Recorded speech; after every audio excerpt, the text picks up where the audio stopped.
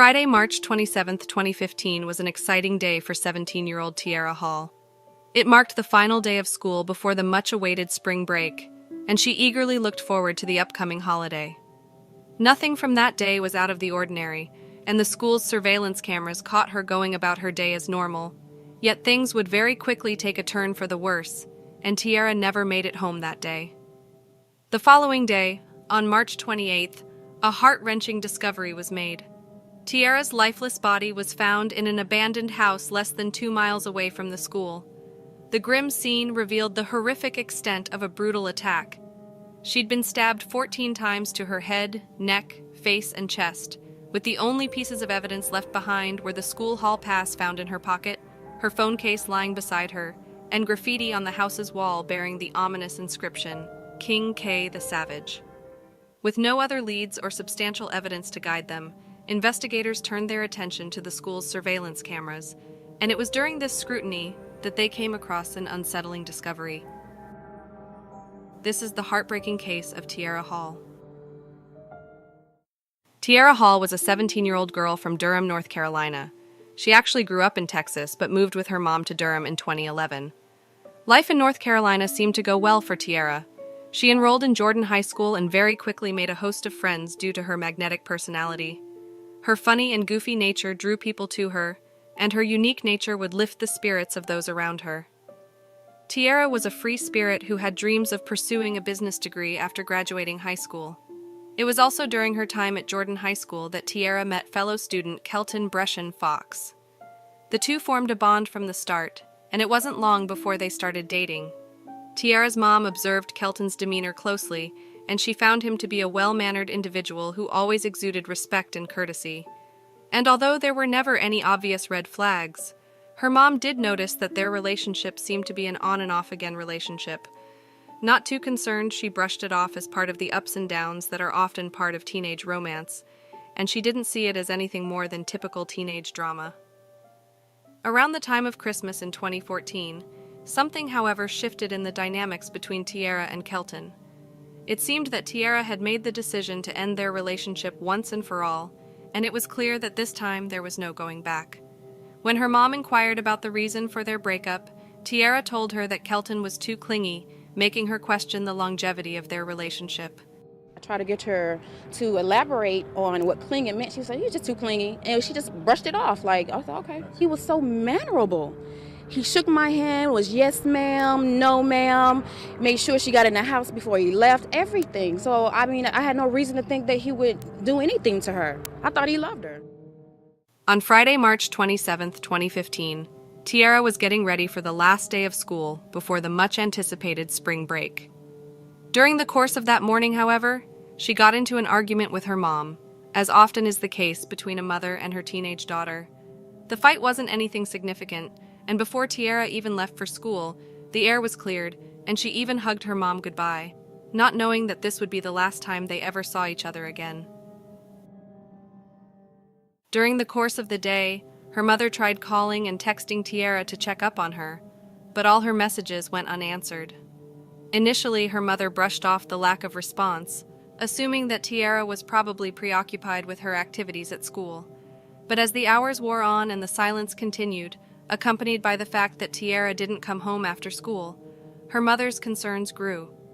Tierra had always been a responsible and thoughtful girl, always keeping her mom informed of her whereabouts and the company she kept, so for her not to make any contact was definitely out of character.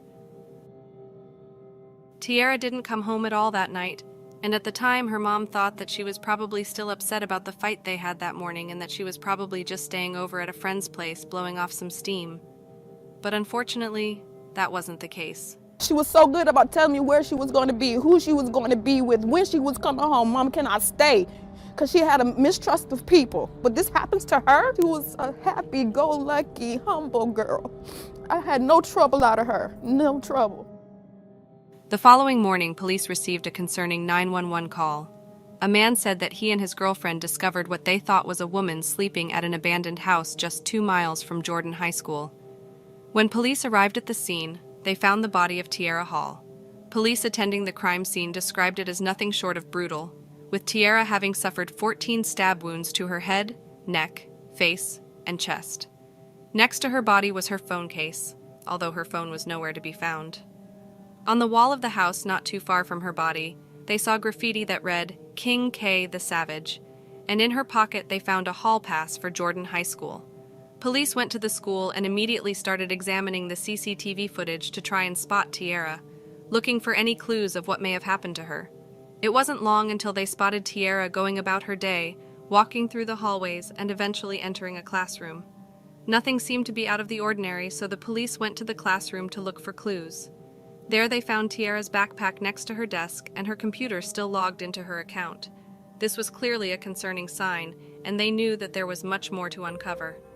They then continued to examine the CCTV footage, hoping to find any other clues which may help solve the case. At around 12:30 p.m., they spot Tierra in the hallway interacting with Kelton, Breshon, Fox. At first, their conversation seems to be playful, before Kelton grabs what appears to be Tierra's cell phone, before taking off. Tierra then jumps up and runs after Kelton, following him out of the school property and towards the abandoned house about 2 miles away.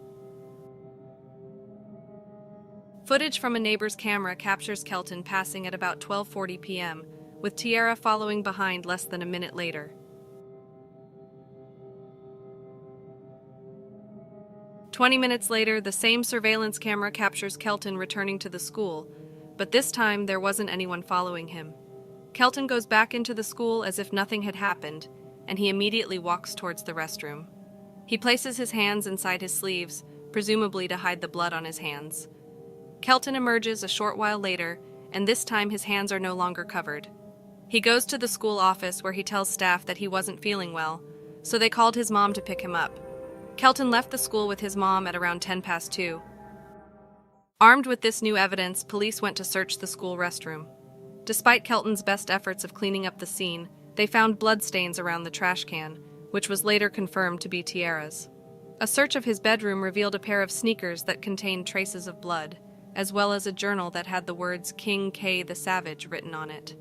The contents of the journal revealed an obsession with Tierra, his suspicion that she had someone else, as well as the mention of his uncontrollable lust for blood. Police then arrested Kelton, Breshon, Fox on suspicion of murder, and because he was a minor at the time, they took his mom along to sit in on his interrogation. Prior to interrogating Kelton, however, they first interviewed his mom and asked her if she knew if Kelton carried any sort of weapons. Does he normally carry a weapon or anything like that? Do you have you ever known? Like nothing but a little what you call a little pocket knife? I know he had a pocket knife. Yeah, he liked that. A search of Kelton's room, however, revealed a particular affinity to knives. When police questioned Kelton, they wanted to know if he had left the school at any time. At this time, they had already seen the CCTV footage of him walking to the abandoned house. But of course, Kelton didn't know it at the time. Did you leave the campus at any time? For a smoke break. Okay. So you left Jordan High School? I was on campus, but Okay. you know, Okay, so let me rephrase that. Did you ever leave Jordan High School property? Yeah. Never did. Okay. Let me just make sure I'm hearing this right. Mm-hmm. That you never left the property. No, sir. Okay. I just want to make sure that I'm hearing that right, because that's lie number one. So I'm just letting you know that that's lie number one. I let them know that I know everything. So go ahead and continue on. We'll talk about that lie here in a minute. I tell my son, they think they're not.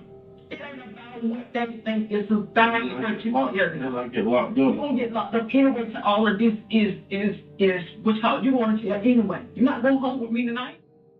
On June 14, 2018, more than 3 years after Tierra Hall's murder, Kelton, Breshon, Fox pleaded guilty to second-degree murder. He was sentenced to 12 to 15 years in prison, which means he is due to be released in April 2027.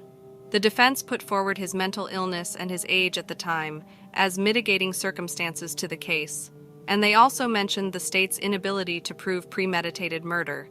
The state, on the other hand, believed that Tierra's cell phone, which has not yet been found, would have provided evidence of her having been in contact with another guy, and this would have been the motive for the murder and proof that Kelton had planned the attack. They said that after he realized that Tierra had moved on, and that he no longer had a chance with her, he planned to kill her instead. His plan was to grab her phone, knowing that she would follow him to the abandoned house, where he would then carry out his gruesome deed. When this happened, Kelton couldn't vote.